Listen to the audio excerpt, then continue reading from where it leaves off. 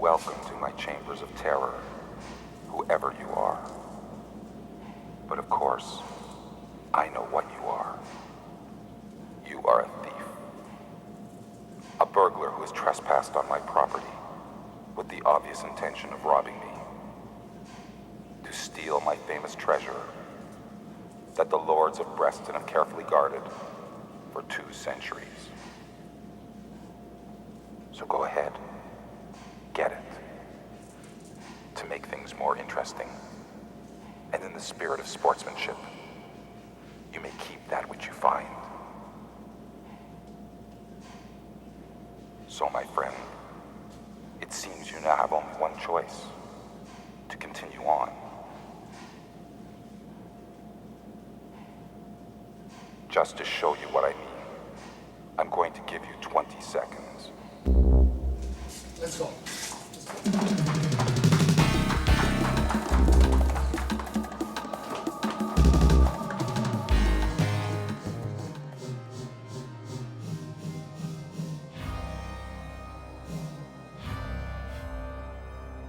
In composing tales of moral instruction, storytellers have often drawn upon common tropes: a clarity of lesson, ironic reprisals, the hero's endurance across decades and distance.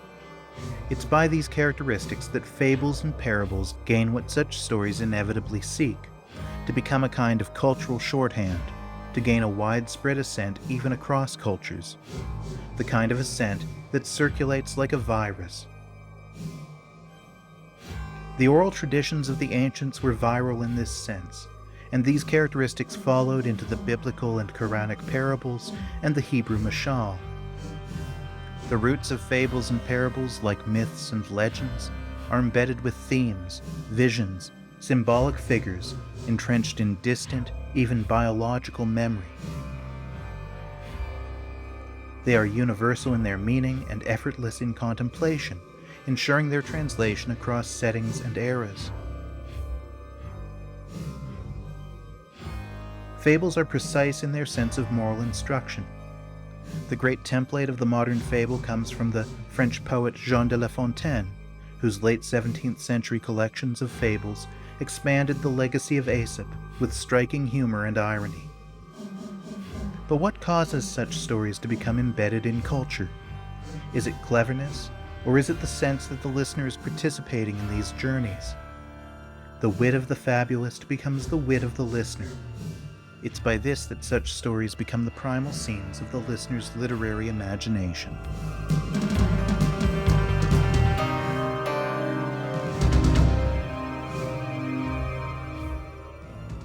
Beyond the Seventh Door is a parable. It bears a simple lesson for living justly, as one would find in folklore's dusty tomes. Boris is a flawed hero, a newly released ex-convict who seeks the mysterious treasure of Lord Breston, a wealthy man living in seclusion. In order to gain this treasure, Boris must pass a gauntlet of fiendish traps, all while being taunted by a recording that challenges him to reflect on his own morality. Say something! It's a recording, Boris. It can't hear you. You are doing very well. You decoded my little quiz. But from now on, there will be no more hints, my friend. The time has come for your real problems. You have only 5 minutes to solve this chamber. 5 minutes to solve what? There must be another passage somewhere. To solve what? Beyond the Seventh Door was the first of 2 feature films that Serbian expatriate filmmaker Bozidar D. Benedikt made with his countryman Lazar Rockwood in their new home of Toronto. At the time of its production in the mid-1980s, Benedikt had a long history as a writer of popular fiction and as a filmmaker beginning in the 1960s. He's described his work as adhering around the theme of the betterment of the human soul, a theme that he's carried across various genres and that prizes moral instruction. Beyond the Seventh Door demonstrates Benedikt's persistent theme through the figure of actor Lazar Rockwood, whose angry, nervous energy suggests a state of moral entrapment. His Boris is a thief who does not cling to any nobler purpose than taking what he feels entitled to. Regret and guilt are beneath his contempt, but he remains, in spite of this, an object of our compassion, as a man who knows no other life. Rockwood has a striking, mannered style, an emulation of James Dean that emphasizes the particularity of his own features, bony cheeks, piercing eyes, and staccato, fearsome delivery.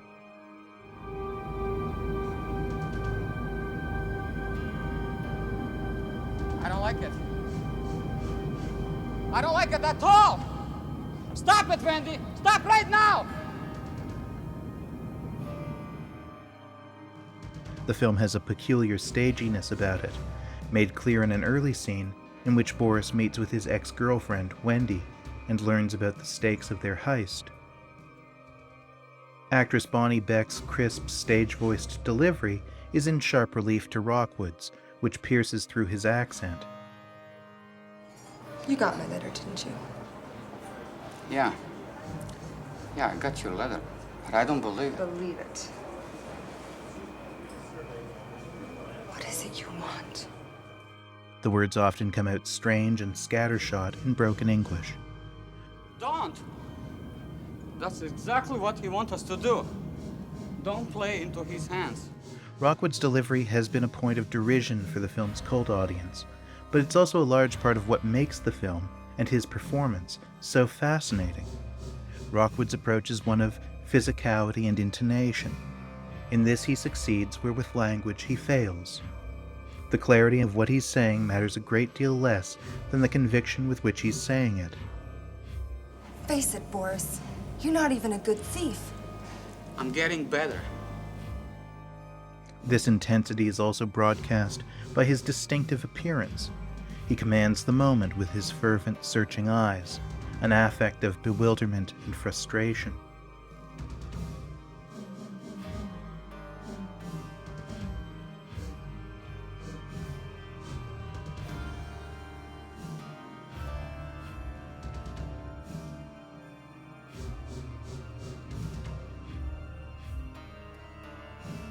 The film's locations are distinctive to Toronto. The R.C. Harris water filtration plant, a landmark of brutalist architecture, stands in for a prison in the opening scene, and the exterior of Lord Breston's home is Casa Loma, a strange New World castle built by an eccentric millionaire, transformed by the 1980s into a tourist destination and events space. The only other location in the film is one cherished by Torontonians of a certain generation, Dooney's Cafe in Toronto's Annex neighborhood. A relatively new establishment when Beyond the Seventh Door was shot there, Dooney's closed in 2018.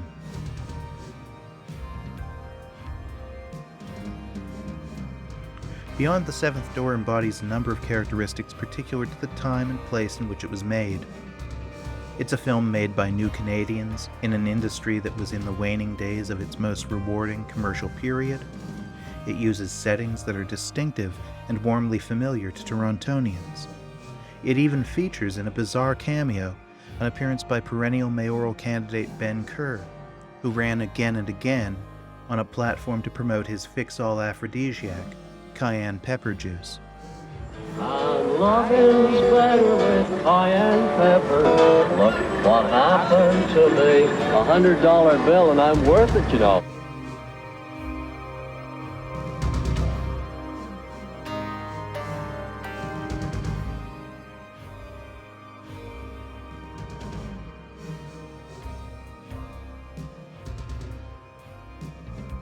Despite drawing from such a distinctive set of regional citations, what little we see of Toronto is a vacant, lonely, indistinct city. It is Toronto as nowhere, an anonymity that it benefited from for decades as a stand-in for the great American cities.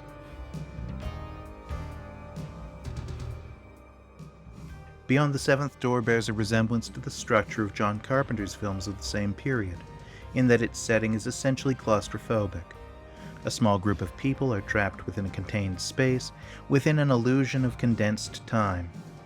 In this it has its greatest similarity to Carpenter's contemporaneous film Big Trouble in Little China, which used this same adventure structure to lead its characters through a subterranean world. Like Carpenter's films, which offered adventure with a side of ironic misfortune and paranoia, Beyond the Seventh Door has a melancholy tone, from the reunion of these ex-lovers to its final twist. The funniest and strangest, but also saddest moment in the film finds Boris and Wendy making love in the sewers of Lord Breston's castle, under the vacant stare of a corpse. Mayoral candidate Ben Kerr.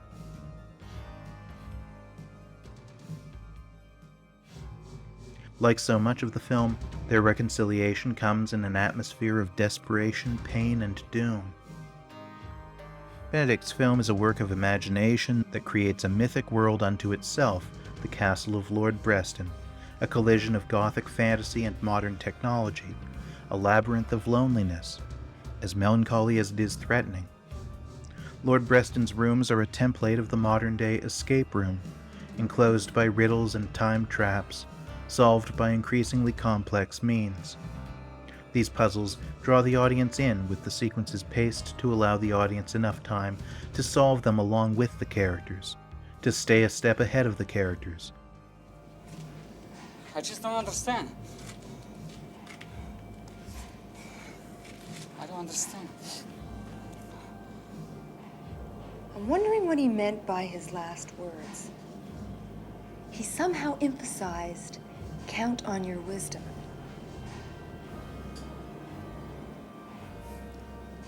You mean all those words mean some kind of special significance? He said count.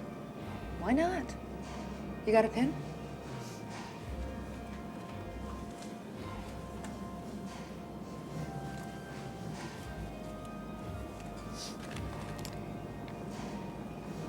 Count on your wisdom. 5, 2, 4, 6. Try it.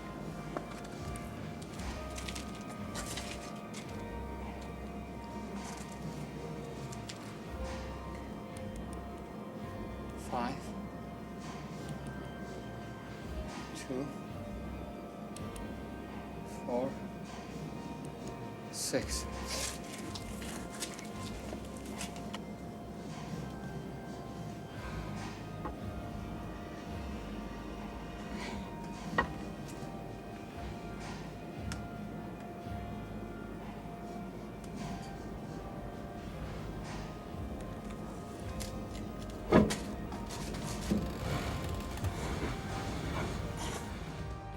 In this sense, Beyond the Seventh Door is an uncommonly interactive film, and a padded one at that.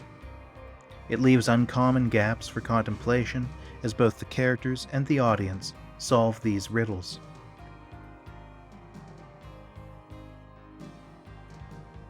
Lord Breston is an archetype particular to the tabletop fantasy game of the 1980s.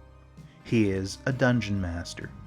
Unseen for much of the film, he controls the narrative in every sense, and his total mastery over these affairs make him godlike, a surrogate for the filmmakers. Participation and interactivity raise the stakes for the audience, making them complicit in Boris and Wendy's survival. It gives the viewer a sense of power over these affairs, but that power will ultimately be taken away from them in the service of the film's true lesson. This is the great formal irony of Beyond the Seventh Door, that it is a film that gives an illusion of participation and agency. If it's thus regarded as a kind of game, Benedikt's film exemplifies some traits of what Clint Hawking has termed ludonarrative dissonance, a disconnection between the narrative and gameplay elements in participatory media. In playing this game along with Boris and Wendy, we are given the expectation that it can be won, much as educational media tells us that the language and math lessons on Sesame Street have an instructional purpose. We solve riddles, we learn from them, we win. But in Benedikt's parable, to win is impossible. Boris is doomed. He is a doomed man from his first appearance. The path set for him is predetermined.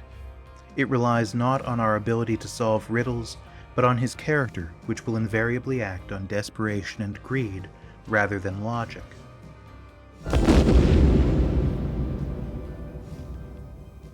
Like any good legend, Beyond the Seventh Door serves as an allegory. It's gradually made clear to Boris that the seventh door is an exit, that what lies beyond the seventh door is his dignity, his freedom to live as an honest man, to reclaim his humanity and reject his criminality. It's a cautionary tale. Having spent the entire movie solving Lord Breston's clever puzzles, Boris is faced in the final moments with a decision the viewer has no control over: to claim the money and perhaps live, for a brief moment, as a rich man, or to abandon the money and leave with his life.